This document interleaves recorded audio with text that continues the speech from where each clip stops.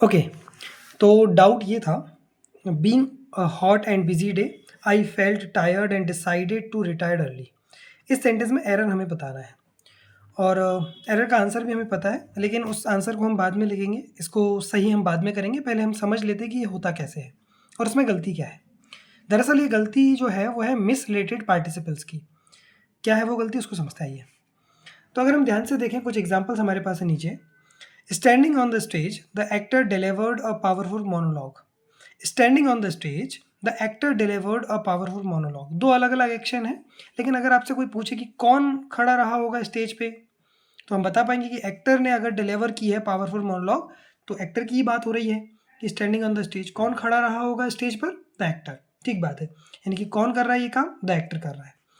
Driving through the country side they admired the scenic view. कौन drive कर रहा होगा कंट्री साइड पे, गांव के कस्बों के नज़दीक से, और उन्होंने एडमायर किया सुंदर दृश्य को। तो दे ही तो ड्राइव कर रहे होंगे, तभी तो उनने आगे जाके जो सुंदर व्यू था उसको एडमायर किया, उसकी प्रशंसा की। Wondering through the museum they admired the art work on display. कौन घूम रहा होगा म्यूजियम में, कौन विचरण कर रहा होगा म्यूजियम में, दे ही कर रहे होंगे, तभी तो उन्होंने एडमायर किया जो आर्ट वर्क था, डिस्प्ले था सामने म्यूजियम के अंदर। Having taken the breakfast, he went to the office. Having taken the breakfast, he went, तो वो चला गया, ऑफिस चला गया। तो खाया किसने होगा, उसी ने ब्रेकफास्ट खाया होगा, लिया होगा, ग्रहण किया होगा। फिर अगला है having one the championship the team celebrated there victory. The team celebrated there victory, team ने सेलिब्रेट की उनकी विक्ट्री। तो जीता कौन होगा, वही जीते होंगे। तो अगर हम इन सभी सेंटेंस में देखें तो हमें मिल रहा है कि करने वाला कौन है। यहाँ पर ही है, यहाँ पर टीम है, यहाँ दे है, यहाँ पर दे है और यहाँ पर द एक्टर है। अगर हम इन सभी एग्जाम्पल्स को देखें तो उसमें हमें मिल रहा है कि यहाँ पर डूअर कौन है, करने वाला कौन है। और ये जो फर्स्ट एक्शन है वो और सेकेंड एक्शन है, उन दोनों को करने वाला सेम व्यक्ति है। अच्छा, एक और चीज़ नोटिस कर पा रहे होंगे कि यहाँ पर देखो आईएनजी फॉर्म से शुरुआत हुई है, यहाँ भी आईएनजी फॉर्म से, यहाँ भी आईएनजी फॉर्म से, लेकिन यहाँ पर देखो हैविंग प्लस वर्ब की थर्ड फॉर्म से, और यहाँ पर हैविंग प्लस वर्ब की थर्ड फॉर्म से। ये एक अलग टॉपिक है, मैंने उस टॉपिक के एग्जाम्पल्स की मदद लेके इस टॉपिक को समझाने की कोशिश की है। अब आते हैं हम उस बात पर जो मुझे आपको समझानी है। दरअसल जो एरर हमारे पास डाउट है वो है मिस रिलेटेड पार्टिसिपल्स टॉपिक का। क्या है मिस रिलेटेड पार्टिसिपल? अभी जैसे मैंने एग्जाम्पल आपको बताए थे, इन एग्जाम्पल्स में हम कह रहे थे जैसे standing on the stage the actor delivered a powerful monologue.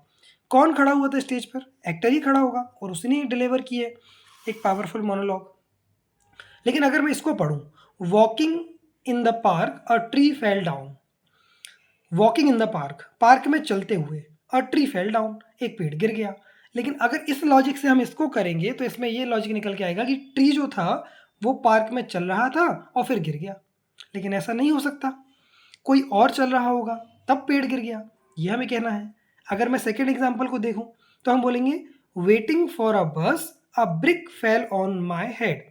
Waiting for a बस, अगर हम इस लॉजिक से इसको करें तो इस वाले लॉजिक से अगर हम इसको करें तो लॉजिक निकल के आएगा जो ब्रिक थी ना वही वेट कर रही थी, किसका, बस का। अ ब्रिक वेटिंग फॉर अ बस फेल ऑन माई हेड, मतलब वेट कर रही थी, ब्रिक वेट कर रही थी। तो ब्रिक वेट कर सकती है क्या, ब्रिक इंतज़ार कर रही है गिरने का कि बस आएगी तब मैं गिरूंगी, ऐसा नहीं हो सकता। तो इन दोनों एग्जाम्पल में हम कैसे इसको सुधार करेंगे वो देखते हैं।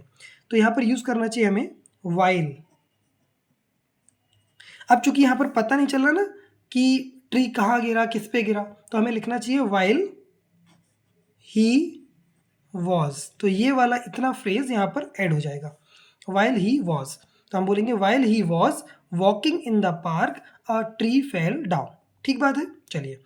अच्छा, ये क्वेश्चन उठ सकता है कि यहाँ पर हमने वॉज ही क्यों लगाया, इस क्यों नहीं लगाया। तो आगे आप देखिए फेल डाउन लिखा है, फॉल डाउन नहीं लिखा है, वर्ब की सेकेंड फॉर्म का यूज़ किया गया है। तो हम यहाँ पर पैरेललिज्म मेंटेन करने के लिए यहाँ भी पास्ट ही यूज़ करेंगे। वेटिंग फॉर अ बस अ brick fell on my head. अब यहाँ पर मत लिख दीजिएगा वाइल ही, मत लिखना। क्यों, क्योंकि यहाँ पर मेरे सर पे गिरी है ना, तो हम लिख सकते हैं वाइल आई। तो हम बोलेंगे while I was waiting for a बस। देखो अब सेंटेंस समझ में आ गया कि मैं वेट कर रहा था बस का, तब मेरे सर पे ब्रिक गिर गई। वाइल वह चल रहा था पार्क में, तब एक पेड़ गिर गया। तो ये हमें समझ में आने लगा। अगर हम जब तक ये नहीं लिख रहे थे तो ये जो मिस रिलेट हो रहे थे, पार्टिसिपल्स का रिलेशन गलत हो रहा था, लॉजिक गलत निकल रहा था। इसी कैटेगरी में अगला सेंटेंस है, being Sunday I decided not to go out.